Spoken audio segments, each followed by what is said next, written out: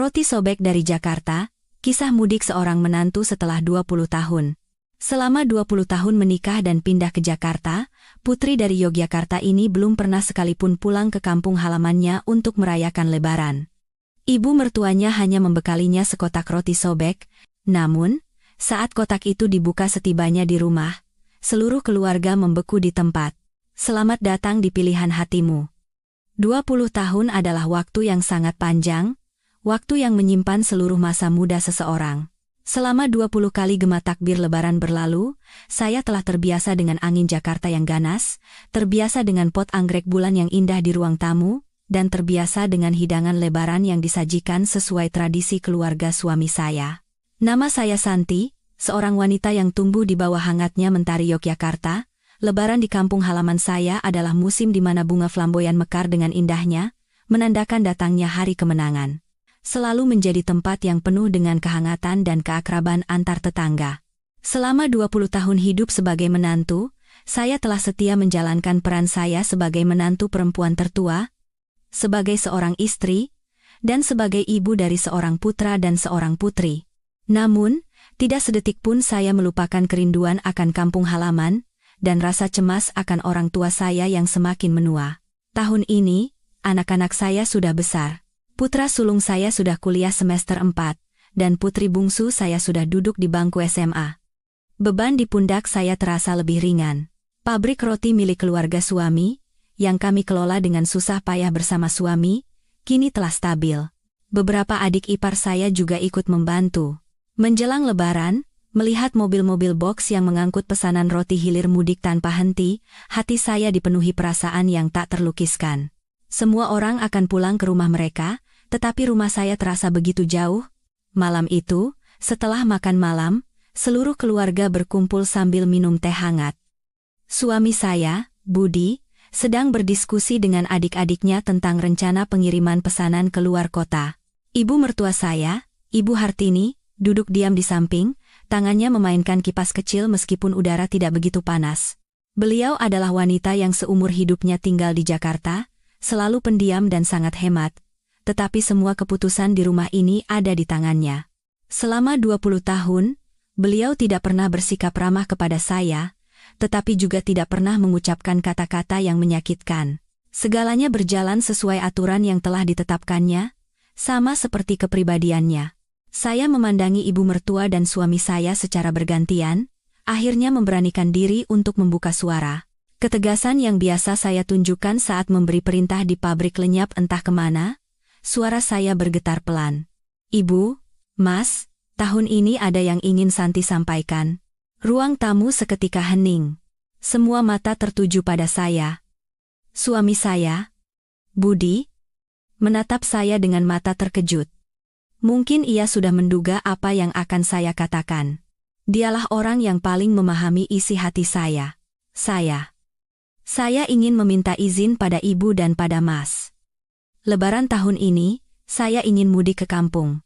Begitu kata-kata saya selesai, udara terasa semakin berat. Ibu mertua mengangkat kepalanya dan menatap lurus ke arah saya. Di matanya yang dalam, tidak ada kemarahan maupun keterkejutan. Hanya ada ketenangan yang sulit ditebak. Sudah 20 tahun, Bu. Saya tidak pernah sekalipun merayakan Lebaran bersama orang tua saya. Keduanya sudah sangat sepuh. Dan saya takut. Saya takut waktu tidak banyak lagi yang tersisa. Tenggorokan saya tercekat, dan air mata berlinang. Satu kalimat ini, satu harapan yang begitu besar ini, telah saya pendam di dalam hati selama 20 tahun. Setiap kali Lebaran tiba dan lantunan takbir mulai terdengar, hati saya terasa sesak. Aroma opor ayam buatan ibu, sungai yang mengalir di depan rumah, dan sosok ayah yang menanti di teras semuanya begitu saya rindukan. Budi segera menggenggam tangan saya. Genggamannya yang hangat terasa seperti penghiburan tanpa kata. Ia menoleh ke arah ibunya dan berkata, Ibu, Santi sudah terlalu lama meninggalkan rumah. Biarkanlah dia pulang tahun ini untuk bertemu bapak dan ibu mertua. Urusan pabrik, biar saya dan adik-adik yang urus. Ibu mertua masih diam. Beliau meletakkan kipasnya di atas meja, lalu perlahan bangkit dari duduknya. Urusan itu, biar ibu yang putuskan. Kalian urus saja pekerjaan kalian. Setelah mengatakan itu, beliau masuk ke kamarnya, meninggalkan keheningan yang menyesakkan di ruang tamu. Saya menatap suami saya dengan cemas. Apa sebenarnya maksud ibu? Apakah ini izin, atau penolakan? Selama 20 tahun terakhir, setiap kali saya mencoba membicarakan soal kampung halaman, ibu selalu menemukan alasan untuk menolak. Anak-anak masih kecil. Pekerjaan sedang sibuk. Kita harus ziarah kubur, tidak ada orang di rumah. Alasan-alasan ibu selalu masuk akal dan tidak bisa saya bantah. Dan saya hanya bisa menelan kerinduan dan mengubur keinginan saya. Tetapi tahun ini, saya benar-benar tidak bisa menunggu lebih lama lagi. Percakapan telepon dengan ibu saya minggu lalu terus terngiang di benak saya. Santi, Nduk, tahun ini bapakmu fisiknya lemah sekali. Beliau sering duduk di depan pintu, menunggumu terus. Katanya, harapannya sebelum menutup mata adalah bisa melihat wajahmu sekali lagi. Selama beberapa hari berikutnya, suasana di rumah terasa aneh. Ibu mertua bersikap seolah tidak terjadi apa-apa. Beliau tetap mengatur pekerjaan rumah dan memeriksa pekerjaan di pabrik, tetapi tidak sepatah kata pun menyinggung permintaan saya. Keheningan ibu lebih menakutkan daripada penolakan yang tegas. Itu seperti batu karang tak terlihat yang menekan hati saya, membuat saya tidak nafsu makan dan tidak bisa tidur nyenyak. Setiap kali berpapasan dengan ibu, saya mencoba mencari petunjuk di matanya, tetapi yang saya dapatkan hanyalah ketenangan yang sama. Suami saya juga sama cemasnya. Setiap malam, ia mencoba berbicara dengan ibunya dengan hati-hati. Ibu, biarkan saja Santi pulang.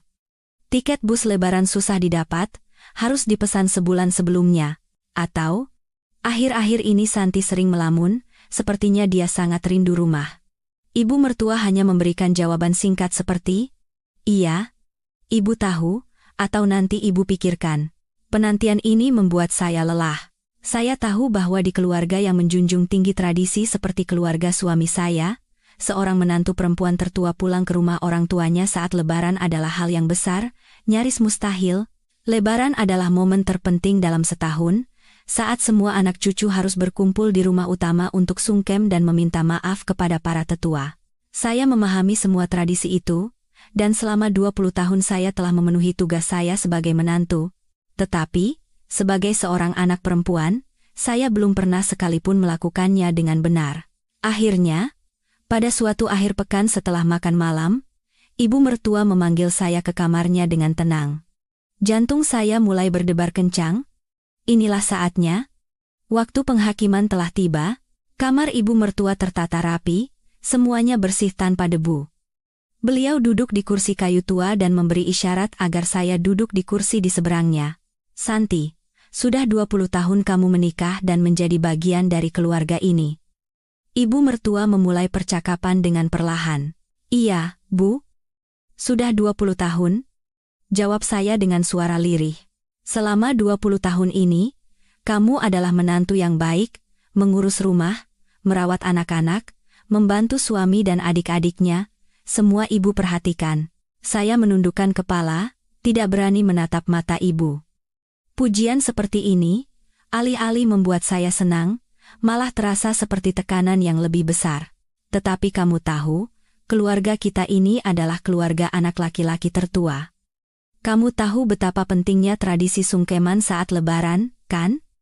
Ibu sudah tua, sulit untuk mengurus semuanya. Adik-adik iparmu juga sibuk dengan keluarga mereka masing-masing.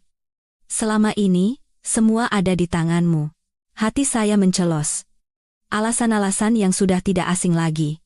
Saya tahu saya tidak bisa membantah. Saya mengerti, Bu. Tetapi orang tua saya. Ibu mertua mengangkat tangannya, menghentikan ucapan saya. Ibu juga tahu. Bagi semua orang tua adalah harta yang berharga. Ibu bukan orang yang tidak berperasaan. Tapi, sudahkah kamu memikirkan perjalanannya? Maksud ibu? Saya bingung. Dari sini ke kampungmu itu jauh. Naik bus bisa seharian penuh. Saat musim mudik, banyak orang, banyak copet. Biayanya juga tidak sedikit. Kalau kamu pergi, siapa yang mengurus pekerjaan di sini? Kamu tahu kan, pabrik roti paling sibuk menjelang lebaran. Apa suami dan adik-adik iparmu bisa menangani semuanya sendiri?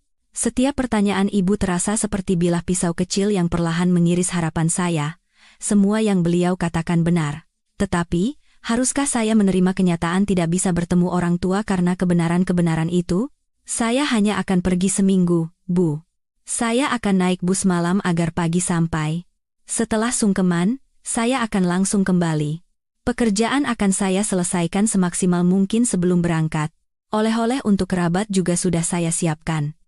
Saya berusaha menjelaskan rencana saya serasional mungkin. Ibu mertua menghela napas panjang. Kamu terlalu memandang mudah semuanya. Bagaimana dengan uang? Kamu tidak mungkin pulang dengan tangan kosong kan? Hadiah untuk orang tuamu, adikmu, kerabat di desa. Apa kata orang nanti kalau mereka melihat putri yang menikah ke Jakarta pulang setelah 20 tahun tanpa membawa oleh-oleh yang pantas? Wajah ibu memang penting, tapi wajah keluarga suami juga harus kamu jaga. Iya, Bu. Saya ada sedikit uang tabungan.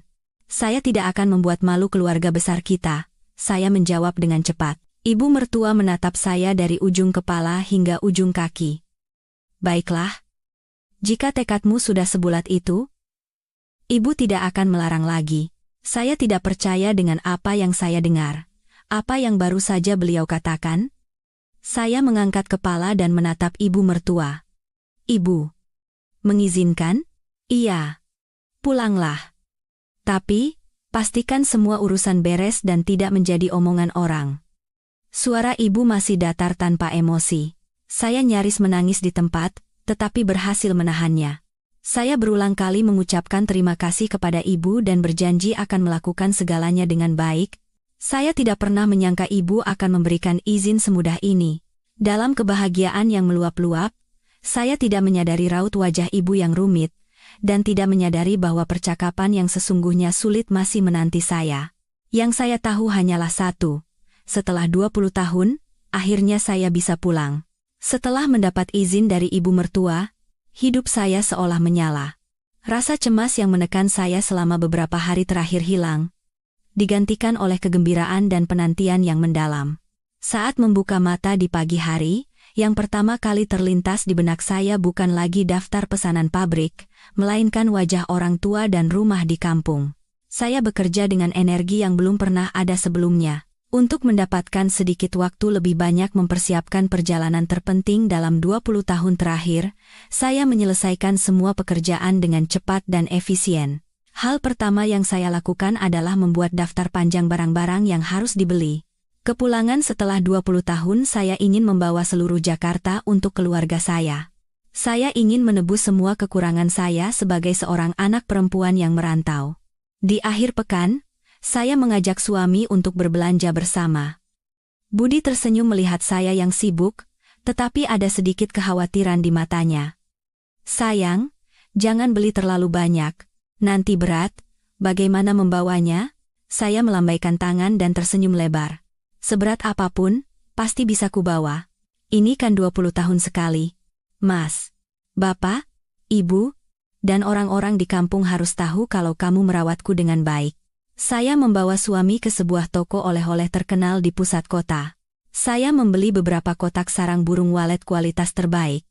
Di kampung dulu, ini adalah barang yang sangat mewah. Kemudian, saya memilih satu set teh herbal ginseng yang mahal. Katanya baik untuk kesehatan orang tua dan bisa menenangkan pikiran. Saya yakin ayah yang gemar minum teh pasti akan senang. Saya juga membeli beberapa kaleng kue kering khas Jakarta yang dikemas dengan indah untuk dibagikan kepada kerabat. Setiap barang yang saya pilih dibungkus dengan kertas kado berwarna merah yang cantik. Selanjutnya, saya dan suami pergi ke sebuah pusat perbelanjaan besar. Saya ingin membelikan baju baru yang bagus untuk orang tua saya kenakan saat Lebaran. Untuk ibu, saya memilih satu set gamis bahan sutra berwarna ungu lembut yang anggun. Betapa cantiknya ibu mengenakan ini, setelah seumur hidup hanya memakai daster sederhana, batin saya. Untuk ayah, saya memilih kemeja koko berwarna abu-abu terang yang mewah, bahannya ringan dan sejuk, cocok untuk cuaca di selatan yang hangat. Saya yakin ayah akan merasa lebih nyaman dan senang saat bersilaturahmi dengan kerabat mengenakan baju ini. Giliran adik laki-laki saya, Agus. Sekarang ia juga sudah menjadi kepala keluarga. Saya memilihkan jam tangan yang elegan untuknya. Kacanya yang berkilauan tampak keren. Semoga adikku suka, pikir saya. Untuk adik ipar dan kedua keponakan saya juga memilih hadiah yang sesuai, mulai dari set kosmetik hingga baju-baju cantik. Saya berharap semua keluarga bisa merasakan ketulusan hati saya. Terakhir, saya membawa suami ke sebuah toko emas besar. Inilah hadiah terpenting yang ingin saya berikan kepada ibu. Saya sudah lama menabung uang darurat, khusus untuk hari ini. Saya memilih sepasang anting-anting emas dengan desain sederhana namun indah.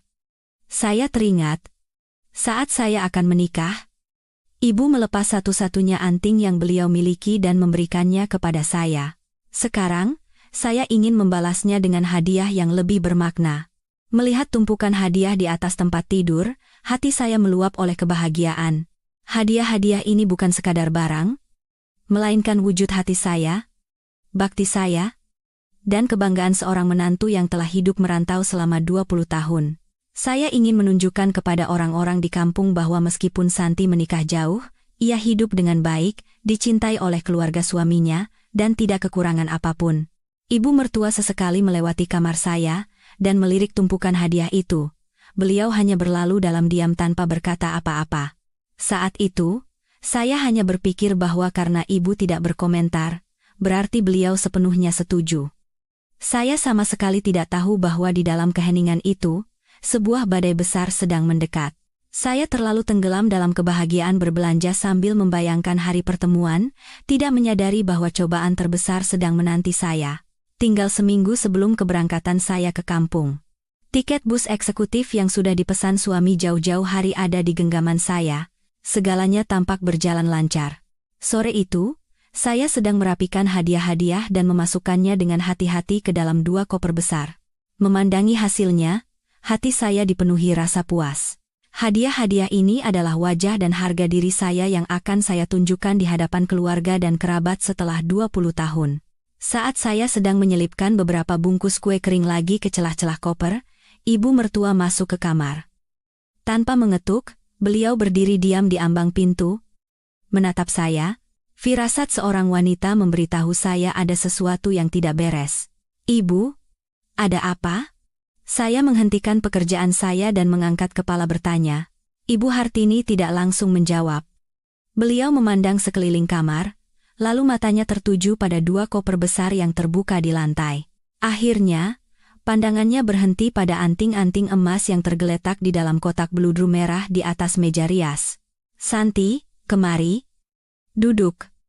Ada yang mau ibu bicarakan. Suaranya lebih rendah dan lebih tegas dari biasanya. Jantung saya terasa seperti jatuh.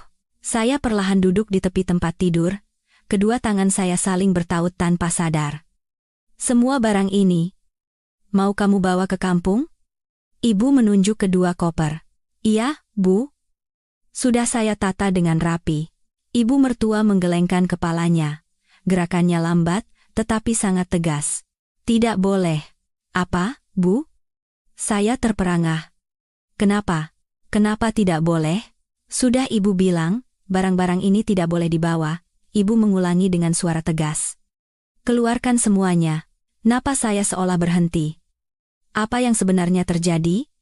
Beliau sudah mengizinkan saya pulang. Mengapa sekarang melarang hadiah-hadiah ini? Tapi kenapa? Bu, ini hadiah yang saya siapkan untuk orang tua dan keluarga saya. Saya tidak mungkin pulang dengan tangan kosong. Suara saya mulai bergetar.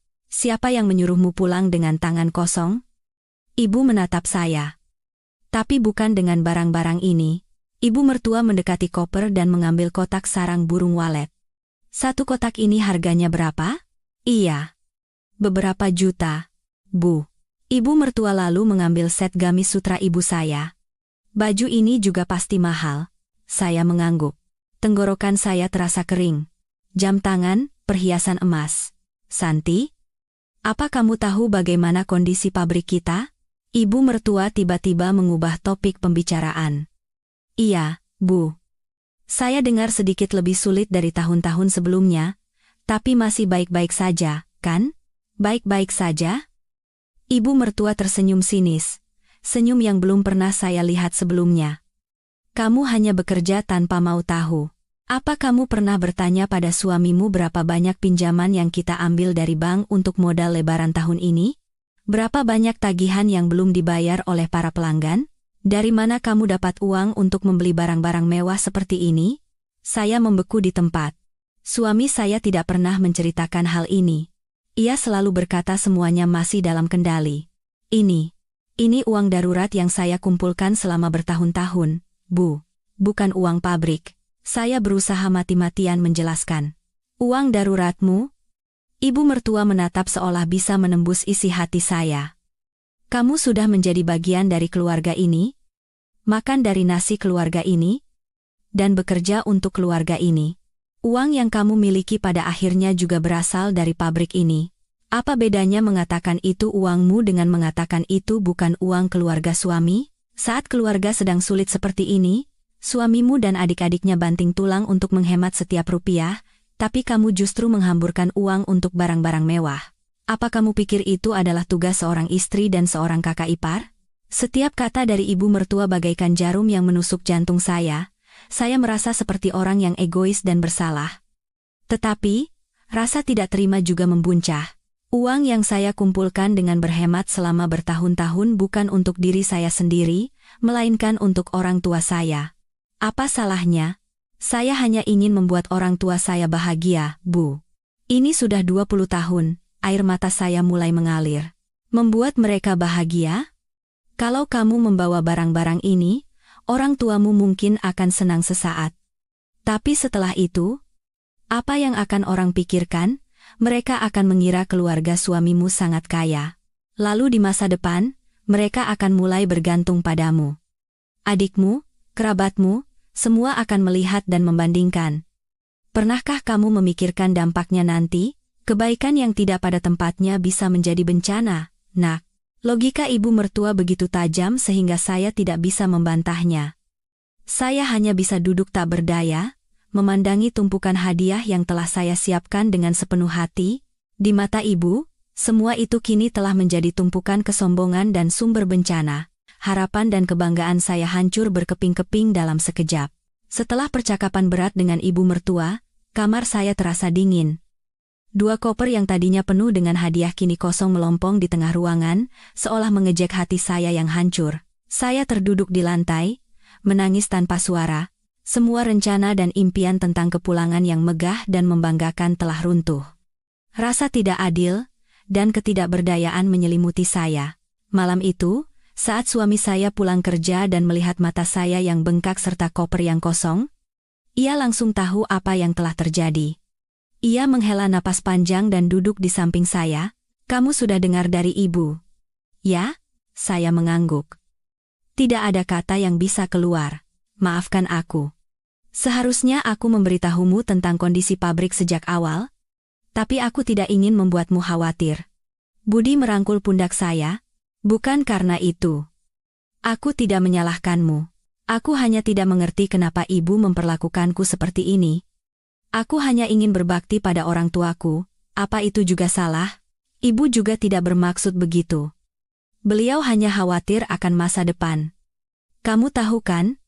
Ibu orangnya sangat hati-hati dan hemat, jangan terlalu sedih, ya.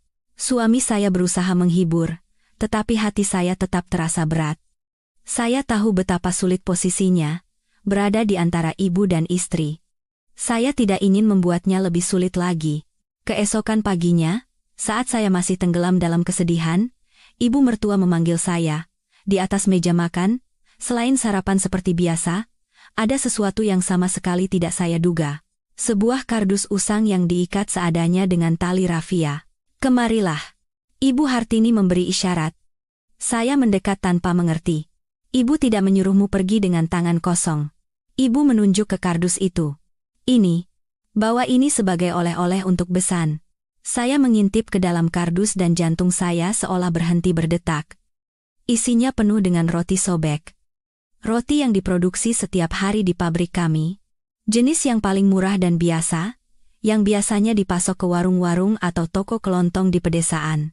Roti yang kulitnya agak keras, dan isinya tidak begitu lembut roti yang sangat murah. Saya mengangkat kepala dan menatap ibu mertua dengan tatapan tidak percaya. Ibu, menyuruh saya membawa ini? Iya. Ini kan roti buatan rumah kita sendiri, rasanya enak dan praktis. Bilang pada besan ini hadiah dari kita.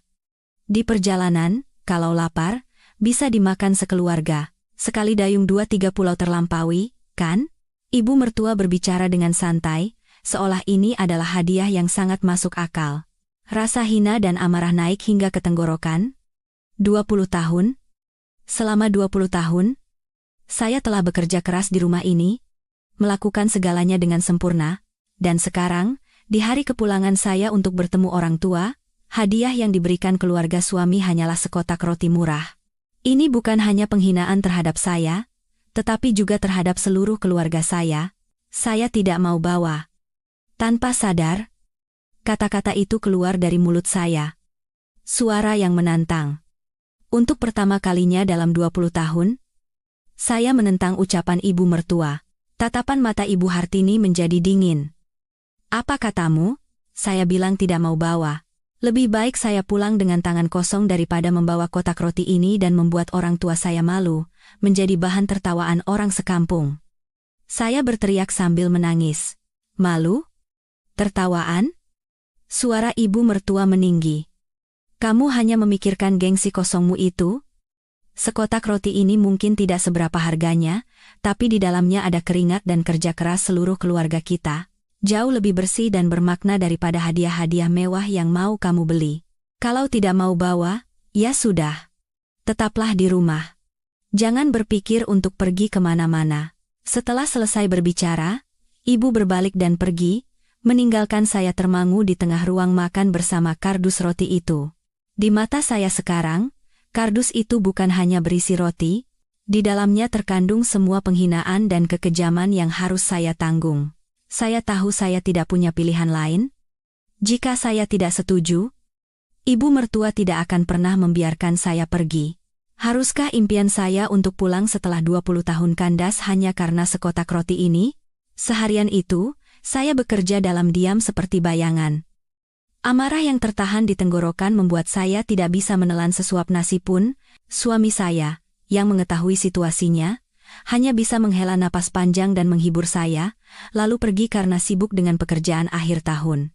Ia berjanji akan mencoba berbicara lagi dengan ibunya, tetapi saya tahu itu sia-sia. Keputusan yang telah dibuat ibu mertua tidak bisa diubah oleh siapapun.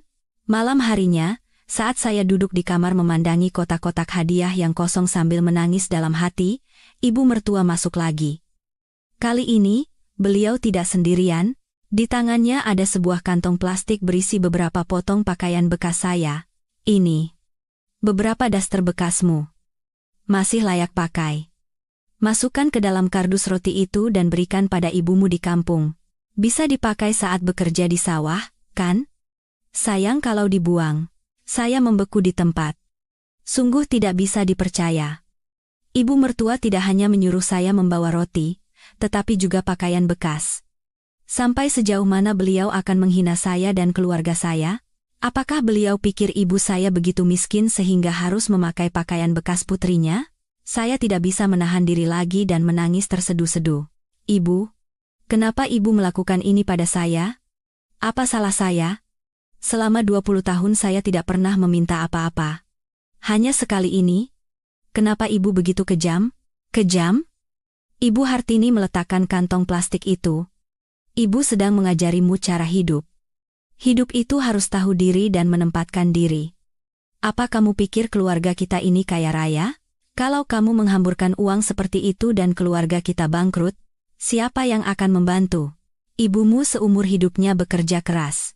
Beliau mungkin tidak pernah membeli baju yang bagus. Pakaian bekas ibu ini, jika masih layak pakai, memberikannya adalah wujud bakti. Apa yang memalukan dari itu? Logika ibu selalu seperti itu. Sekilas terdengar benar, tetapi bagaikan pisau yang mengiris hati pendengarnya. Hati saya, persiapan tulus saya, di matanya hanyalah kesombongan dan pemborosan, sementara kekikiran dan perhitungan beliau dibungkus dengan dalih mengajari cara hidup. Saya tidak butuh ajaran ibu. Saya berkata dengan tegas sambil menyeka air mata. Daripada pulang dengan memalukan seperti ini, Lebih baik saya tidak jadi pergi. Terserah kamu. Ibu mertua mengangguk. Tiket bus bisa dibatalkan. Dibandingkan uang banyak yang akan hilang untuk hadiah, harga tiket itu bukan apa-apa. Setelah selesai berbicara, ibu mertua berbalik hendak pergi.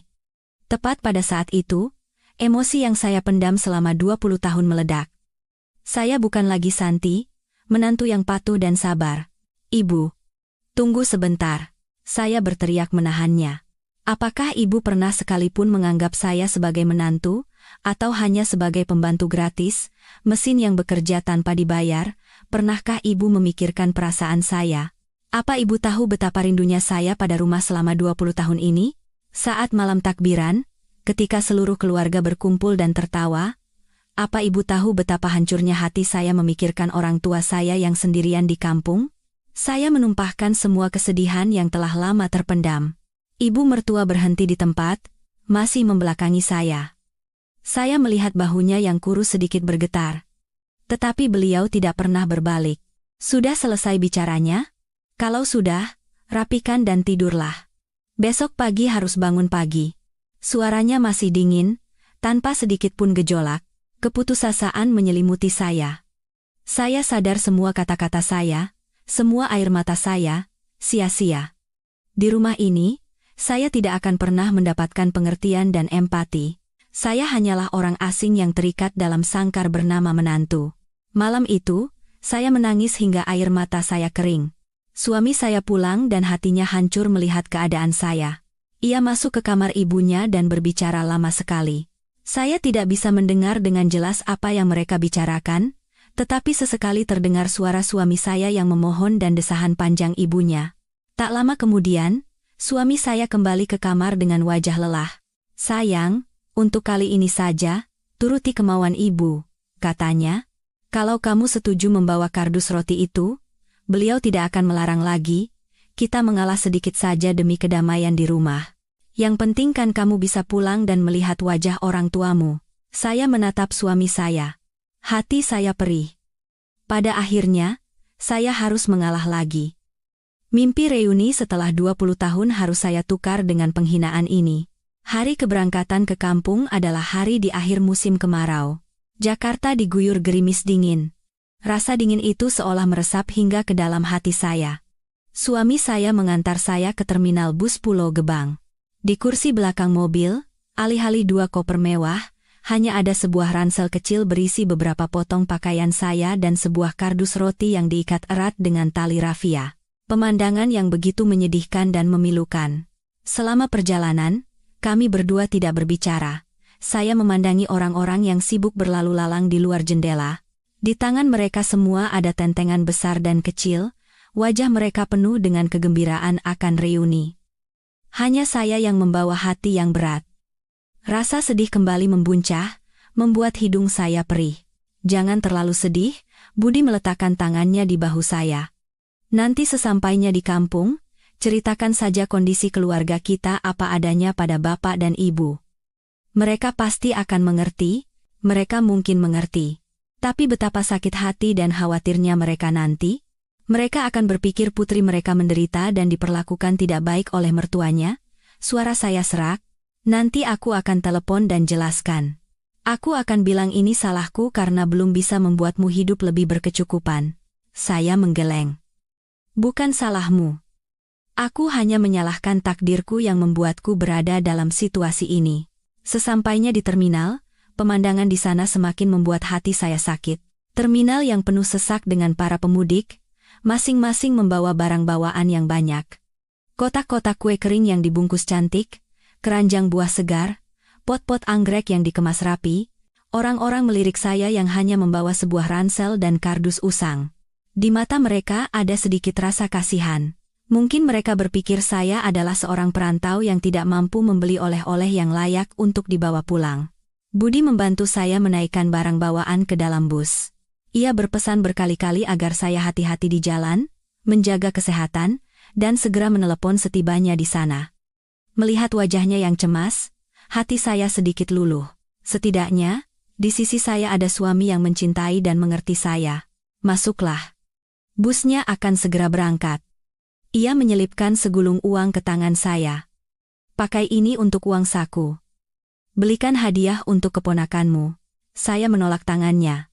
Tidak usah. Aku punya uang, kamu pakai saja ini untuk keperluan kerja. Ambillah. Ibu tidak tahu. Ia berbisik pelan. Akhirnya, dengan terpaksa saya menerima uang itu. Sebelum naik ke bus, saya memeluknya erat. Aku berangkat, ya. Kamu juga jaga kesehatan. Iya. Selamat bersenang-senang. Nanti setelah Lebaran, aku akan menyusul untuk sungkem pada bapak dan ibu. Pintu bus tertutup, dan kami tidak bisa lagi saling melihat. Bus perlahan mulai bergerak, meninggalkan Jakarta dan segala kerumitannya di belakang. Saya mencari kursi saya, meletakkan ransel di rak atas, dan mendorong kardus roti ke bawah kursi. Saya duduk dan menarik selimut hingga menutupi kepala. Saya tidak ingin melihat siapapun, dan tidak ingin dilihat oleh siapapun. Saya hanya berharap bisa tidur panjang, dan saat membuka mata, saya sudah berada dalam pelukan orang tua saya. Semalaman bus melaju. Suara mesin, obrolan orang-orang, lagu dangdut yang keras dari pengeras suara bus semuanya tidak masuk ke telinga saya. Di kepala saya hanya ada satu pikiran, nanti sesampainya di rumah, apa yang harus aku jelaskan pada orang tua, bagaimana adikku, kerabatku, dan orang-orang sekampung akan memandangku. 20 tahun adalah waktu yang panjang, waktu di mana seseorang bisa mencapai kesuksesan besar. Tetapi saya, yang kembali setelah 20 tahun, hanya membawa sekotak roti. Rasa malu dan rendah diri semakin besar, mencekik jantung saya. Bus ini seolah tidak membawa saya menuju keluarga yang saya cintai, melainkan menuju sebuah panggung pertemuan yang sulit dan memalukan. Sekitar tengah malam, bus berhenti di sebuah rumah makan. Orang-orang turun untuk makan atau ke kamar kecil. Saya tidak lapar, jadi saya hanya membeli sebotol air mineral dan duduk sendirian di tempat yang sepi. Tiba-tiba, ponsel di saku saya berdering. Adik saya, Agus. Jantung saya berdetak sedikit lebih cepat. Saya menarik napas dalam-dalam, berusaha membuat suara saya setenang mungkin, lalu menekan tombol jawab. Halo, Gus. Mbak? Mbak Santi? Suara Agus penuh dengan kegembiraan dan antusiasme. Sudah naik bus? Sampai mana? Mendengar suara adik yang saya rindukan, emosi yang tertahan rasanya ingin meledak. Saya menggigit bibir kuat-kuat agar tidak menangis. Iya, sudah. Ini lagi di rumah makan. Mungkin besok pagi sampai. Wah, asyik. Satu rumah nungguin Mbak lo. Bapak sama ibu bolak-balik ke depan terus. Ibu sudah masak opor ayam satu panci besar buat Mbak. Setiap kata Agus bagaikan pisau kecil yang mengiris hati saya. Betapa keluarga menantikan saya. Dan betapa besar kekecewaan yang akan saya berikan pada mereka. Bapak sama ibu sehat, kan? Saya berusaha mengalihkan pembicaraan. Sehat. Cuma ya, karena sudah tua, sering mengeluh pegal-pegal. Tapi sejak dengar kabar Mbak mau pulang, wajah mereka cerah sekali, kelihatan jauh lebih sehat. Anak-anakku juga nungguin banget. Mereka nanya terus, Budhe dari Jakarta bawa oleh-oleh apa? Pertanyaan polos seorang anak kembali membuat saya membeku. Oleh-oleh. Lagi-lagi oleh-oleh. Tentu saja Budhe bawa oleh-oleh buat keponakan, kata saya berbohong, merasakan suara saya mulai serak. Asyik, oleh-oleh dari Jakarta, pasti bagus banget. Mbak, nanti pas sampai, aku jemput ya sama temanku naik motor ke terminal? Agus bertanya dengan ramah. Kebaikan adik saya justru membuat saya semakin sulit. Apa yang harus saya jawab? Saya tidak mungkin berkata, tidak usah. Mbak cuma bawa ransel sama kardus roti. Tidak usah, Gus. Barangnya tidak banyak, kok, ringan. Aku bisa naik ojek sendiri. Kamu di rumah saja temani bapak sama ibu. Ringan? Pulang 20 tahun sekali kok barangnya sedikit? Mbak jangan terlalu hemat dong, kata Agus, sepertinya bingung. Aku bawa uang tunai saja. Biar nanti bapak sama ibu bisa beli sendiri apa yang mereka suka. Saya terpaksa mencari alasan lain. Itulah kebohongan paling masuk akal yang bisa saya pikirkan saat itu. Oh, begitu juga bagus, sih. Agus sepertinya percaya. Ya sudah, Mbak pasti capek, istirahat saja. Besok pagi kalau sudah sampai terminal, telepon, ya? Iya, oke. Kamu juga tidur sana. Setelah menutup telepon, saya menghela napas panjang. Percakapan singkat itu terasa melelahkan seperti habis bertengkar hebat. Saya harus berbohong dan menyembunyikan kebenaran. Saya sangat membenci diri saya yang seperti ini. Tapi apa yang bisa saya lakukan? Saya tidak mungkin berkata jujur. Gus, sebenarnya Mbak cuma bawa sekardus roti. Ibu mertua tidak mengizinkan Mbak bawa apa-apa lagi. Jika saya mengatakan itu, seluruh keluarga akan semakin khawatir, dan mungkin akan timbul konflik antar besan. Dengan hati yang berat, saya kembali naik ke bus. Kebohongan itu memang menyelamatkan saya untuk sementara, tetapi tidak bisa menyembunyikan kebenaran. Besok pagi, saat saya menginjakkan kaki di rumah, semua orang akan tahu. Saya harus menghadapi tatapan mereka, rasa penasaran mereka, dan mungkin kekecewaan mereka. Mengapa sisa perjalanan pulang ini terasa begitu jauh dan berat? Menjelang fajar, bus akhirnya memasuki wilayah kampung halaman saya. Di balik jendela yang berembun, pemandangan yang akrab mulai terlihat. Barisan pohon bambu di tepi sungai, hamparan sawah yang diselimuti kabut pagi, dan atap-atap genteng merah yang tersembunyi di balik kebun buah. Perasaan rindu yang tak terlukiskan membuncah di hati saya. Sebanyak apapun kesedihan yang saya bawa pulang, tempat ini tetaplah kampung halaman saya, tempat akar saya berada. Bus berhenti di terminal. Saya menyampirkan ransel dan dengan susah payah menarik kardus roti dari bawah kursi.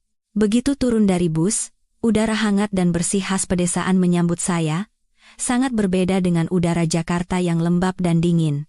Belum sempat saya menenangkan diri, sebuah suara yang akrab terdengar. Mbak Santi. Di seberang jalan, adik saya Agus berdiri sambil melambaikan tangan dengan penuh semangat. Ia terlihat jauh lebih dewasa dari ingatan saya, kulitnya yang kecoklatan karena terbakar matahari tampak kokoh, tetapi senyumnya yang cerah masih sama seperti anak laki-laki bandel di masa lalu. Saya menahan tangis yang nyaris pecah dan bergegas menyeberang jalan. Aduh, Mbak, akhirnya datang juga. Agus memeluk saya erat. Dalam pelukannya yang kokoh dan hangat, separuh dari kelelahan dan kecemasan saya seolah luruh. Sudah lama menunggu, kata saya dengan suara tercekat sambil mengelus punggungnya. Enggak, kok, aku dari pagi sudah di sini, khawatir Mbak datang sendirian. Agus melepaskan pelukannya dan menatap saya dari atas ke bawah.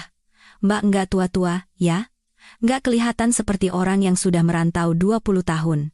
Lalu, ia melihat barang bawaan saya di dekat kaki saya dan keningnya berkerut. Loh, Mbak, barang-barangnya mana? Kok cuma ransel sama kardus ini? Jantung saya mencelos. Pertanyaan yang paling saya takuti akhirnya datang juga. Saya berusaha tersenyum. Iya, kan kemarin sudah kubilang. Barangnya sedikit saja. Kebanyakan bawa uang tunai, bawa macam-macam cuma bikin repot. Agus menggaruk kepalanya.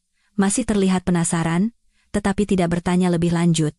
Oh, ya sudah. Ayo. Pulang. Ibu sama bapak sudah tidak sabar. Adik saya mengambil kardus roti dari tangan saya. Wah. Kardus apa ini kok ringan sekali? Oh. Itu roti sobek. Buat oleh-oleh keponakan, saya menjelaskan dengan cepat.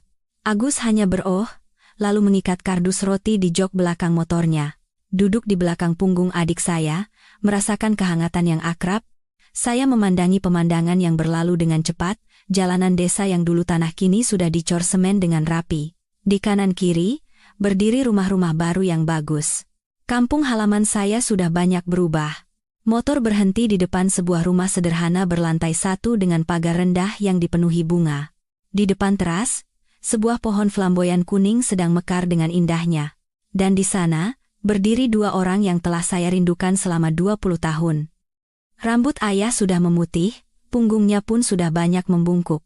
Ibu terlihat lebih kurus, kerutan di sekitar matanya semakin dalam. Bapak, Ibu. Sebelum sempat turun dari motor, saya berteriak dengan suara tercekat. Kedua orang tua saya sempat terdiam, lalu ibu berseru, "Anakku," sambil menangis dan berlari ke arah saya. "Santi, anakku pulang." Ibu memeluk saya erat, tubuhnya yang kurus bergetar. Saya pun memeluk ibu, menumpahkan air mata di atas bajunya yang sudah usang. 20 tahun. Akhirnya saya bisa kembali ke dalam pelukan ini. Ibu, aku pulang. Aku datang untuk melihat bapak dan ibu. Ayah mendekat dengan bantuan tongkat. Beliau tidak menangis, tetapi matanya memerah dan bibirnya bergetar. Dengan tangannya yang kasar dan berbintik-bintik, beliau mengelus kepala saya. Sudah pulang? Sudah cukup. Sudah pulang, enduk. Kami bertiga berpelukan dan menangis cukup lama. Agus yang berdiri di samping kami juga ikut berkaca-kaca. Di momen reuni yang sakral dan mengharukan itu, saya sejenak melupakan semua kesedihan saya. Saya juga melupakan kardus roti yang teronggok di atas motor. Saat itu, yang saya tahu hanyalah satu, saya telah kembali ke rumah. Momen reuni yang mengharukan berlalu, ibu menggandeng tangan saya masuk ke dalam rumah. Rumah itu tidak banyak berubah dari ingatan saya. Kursi dan meja kayu tua yang mengkilap karena sering dibersihkan, kalender usang bergambar model tahun 90 semuanya menyimpan jejak waktu. Agus masuk sambil membawa kardus roti dan meletakkannya di sudut ruang tamu. Ibu tidak melepaskan tangan saya, mendudukkan saya, lalu memandangi wajah saya lama sekali. Ya ampun, anakku kurus sekali, pasti menderita di perantauan, ya? Wajahmu kenapa pucat begini? Tidak, Bu. Santi sehat. Cuma capek karena lama di perjalanan. Saya berusaha bersikap ceria. Ayah duduk di samping tanpa berkata-kata, tetapi matanya yang penuh cinta terus menatap saya. Di sana mertuamu baik? Baik. Pak. Tentu saja. Bapak dan ibu mertua sangat menyayangi saya. Saya terpaksa berbohong lagi. Setiap kali berbohong, ada sudut hati saya yang terasa tidak nyaman. Saat itu, adik ipar dan kedua keponakan saya berlari keluar dari dalam rumah. Adik ipar saya adalah wanita yang baik dan sederhana. Kedua keponakan saya, laki-laki dan perempuan, terlihat sangat cerdas dan menggemaskan. Anak-anak itu tampak malu-malu, bersembunyi di belakang ibunya sambil menatap saya. Ayo, salam sama Budhe, kata adik ipar saya. Saya tersenyum dan melambaikan tangan pada mereka. Sini, sama Budhe. Saya mengeluarkan 2 amplop merah berisi uang lebaran yang sudah saya siapkan dari dalam ransel dan memberikannya pada mereka. Ini angpau dari Budhe, ya. Tumbuh besar dan pintar sekolahnya. Anak-anak itu girang, berulang kali mengucapkan terima kasih lalu berlari ke kakek neneknya untuk pamer. Suasana rumah menjadi lebih ceria dan hidup. Namun, kegembiraan itu tidak berlangsung lama. Dari luar terdengar suara orang memanggil. Permisi, Bu Siti. Katanya Santi pulang, ya? Mau lihat wajahnya. Itu suara Bulik Tarni, tetangga sebelah. Ibu bergegas menjawab. Oh, iya. Mari masuk, Dik. Bulik Tarni masuk, diikuti oleh beberapa ibu-ibu tetangga lainnya. Mereka datang berbondong-bondong setelah mendengar kabar kepulangan saya. Semuanya menyalami saya dengan ramah dan menanyakan berbagai hal. Wah, Santi, ya? Pangling, loh, cantik sekali sekarang. Air Jakarta memang beda, ya? Kok awet muda begini? Pasti kangen sekali ya setelah 20 tahun. Saya hanya tersenyum dan menyalami mereka satu persatu. Rumah kecil itu seketika penuh dengan gelak tawa. Namun, setelah basa-basi selesai, topik yang paling saya takuti pun muncul. Pasti bawa oleh-oleh yang hebat-hebat dari Jakarta. Ya, buat orang tua, kata Bulik Tarni sambil matanya menyapu seisi ruangan seolah mencari sesuatu. Mana? Coba kita lihat. Semua mata langsung tertuju ke sudut ruangan, tempat kardus usang itu berada. Jantung saya berdebar kencang. Saya membeku di tempat, tidak tahu harus berbuat apa. Ibu, yang sepertinya menyadari kegelisahan saya, buru-buru menyela. Aduh, Santi ini pulangnya cuma bawa badan saja, perjalanannya kan jauh, oleh-olehnya dikirim lewat uang, biar kami beli sendiri. Oh, uang ya paling enak. Tapi kan, Mbok ya bawa sesuatu. Oleh-oleh khas Jakarta kan banyak, sahut ibu-ibu yang lain. Suasana mulai terasa canggung. Agus, mungkin bermaksud mencairkan suasana, berkata dengan ceria, Mbakku bawa roti terkenal dari Jakarta, loh. Buat keponakan? Coba aku buka. Ya, tanpa sempat saya cegah, Agus segera mendekati kardus itu, membuka tali rafianya, dan mengangkat tutupnya. Di dalamnya, Tumpukan roti sobek berwarna kecoklatan memenuhi kardus. Seketika, ruangan menjadi hening seolah disiram air es. Semua tawa lenyap. Orang-orang menatap tajam ke kardus roti, lalu kembali menatap saya. Di mata mereka, ada campuran rasa kaget, bingung, dan sedikit kasihan. Bulik Tarni bergumam pelan, "Oh," dan senyum di bibirnya membeku. "Roti." "Ya." Wajah saya terasa panas dan telinga saya berdengung. Saya hanya bisa menundukkan kepala sambil meremas-remas tangan. Rasanya ingin sekali menenggelamkan diri ke dalam tanah. Saat itu, saya merasa seperti berada di tengah pengadilan di mana semua orang menghakimi dosa saya sebagai anak yang tidak berbakti. Keheningan di ruang tamu itu hanya berlangsung beberapa detik, tetapi bagi saya terasa seperti selamanya. Untuk memecah suasana canggung, ibu buru-buru berkata dengan suara yang sedikit dipaksakan, "Roti ini buatan Besan sendiri." "Loh, kan mereka punya pabrik roti? Dikirim khusus sebagai oleh-oleh, yang penting kan niatnya." "Oh, iya. Niatnya yang paling berharga." Bulik Tarni tertawa canggung. "Pasti enak sekali, ya, buatan sendiri." "Aduh, kami kok jadi duduk kelamaan. Pamit dulu, ya, biar keluarganya bisa kumpul dengan tenang." Setelah berkata begitu, Bulik Tarni bangkit dari duduknya. Ibu-ibu yang lain ikut bangkit, mengucapkan beberapa salam formal, lalu bergegas pergi. Sapaan ramah dan janji-janji tadi kini berubah menjadi anggukan canggung dan senyum yang dipaksakan. Saya tahu mereka pergi bukan karena ingin memberikan kami waktu, tetapi karena tidak ada lagi yang bisa dibicarakan.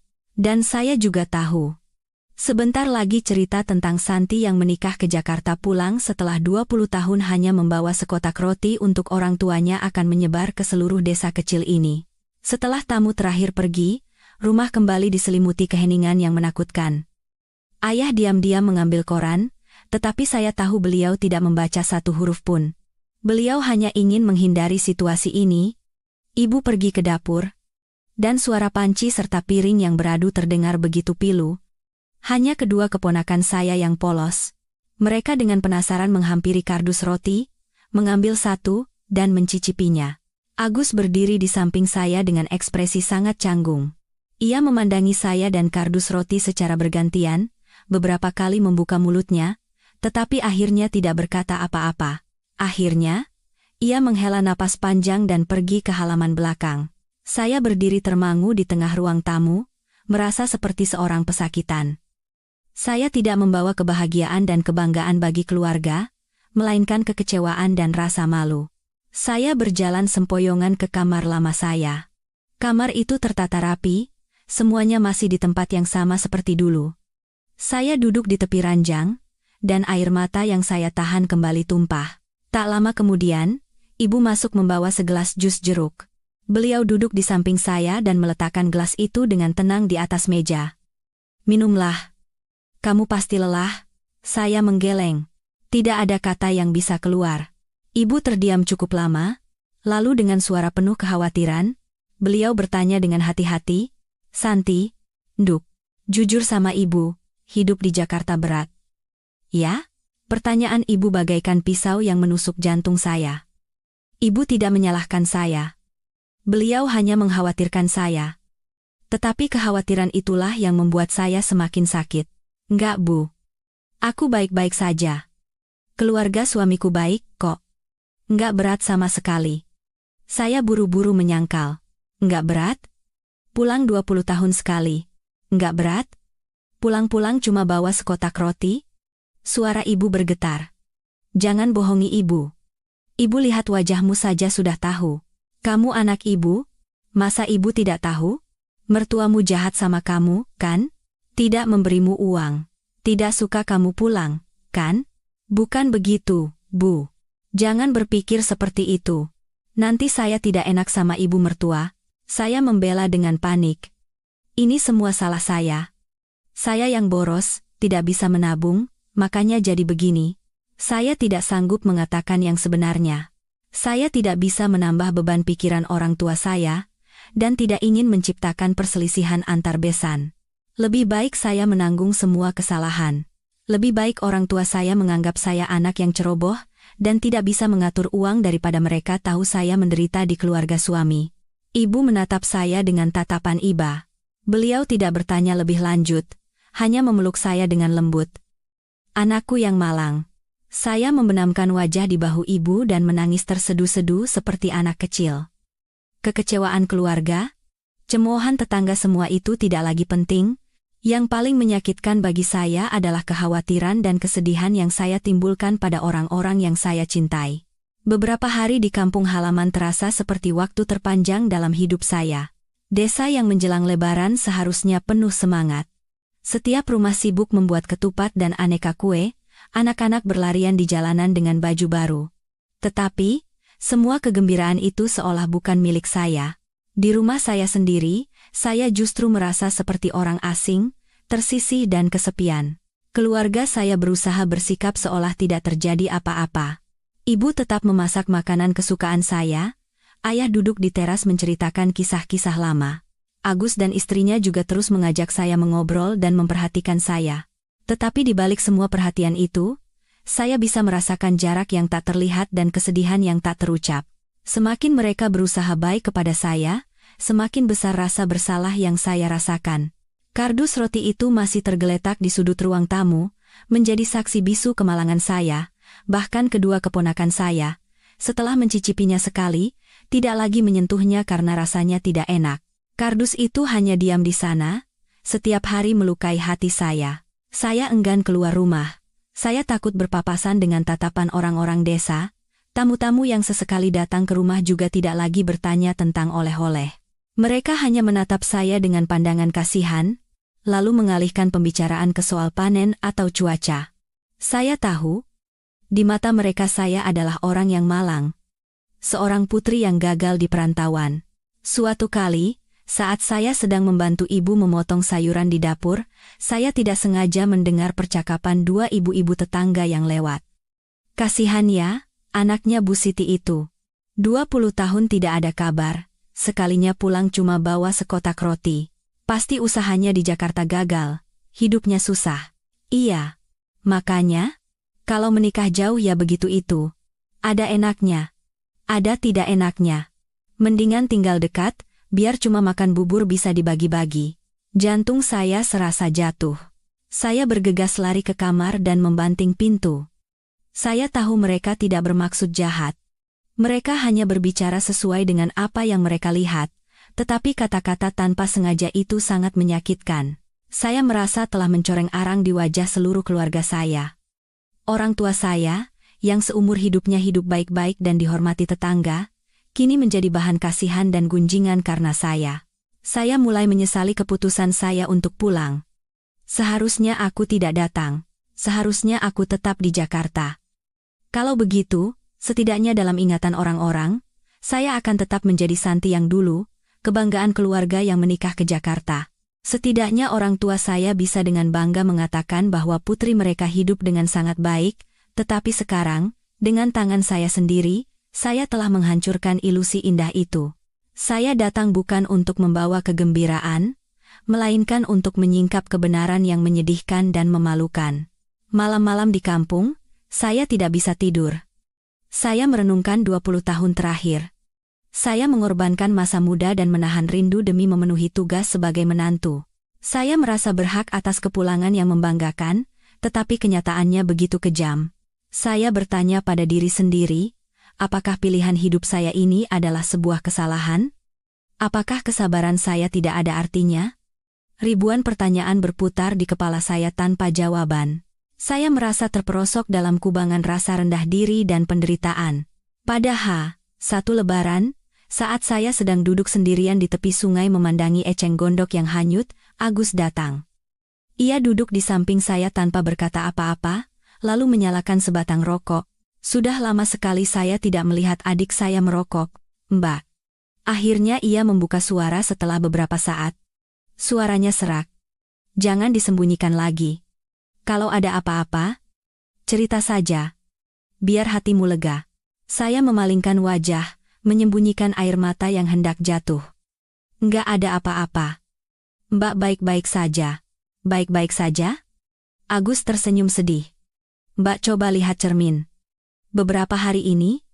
Apa pernah senyum dengan tulus? Di rumah cuma diam seperti orang linglung.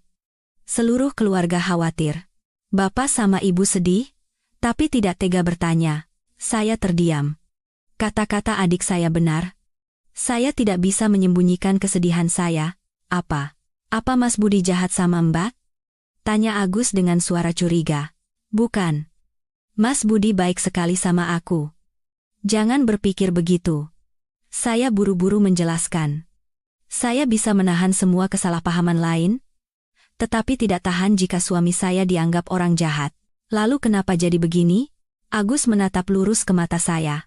Mbak, dari kecil kita selalu cerita apa saja, kenapa sekarang Mbak seperti membangun tembok?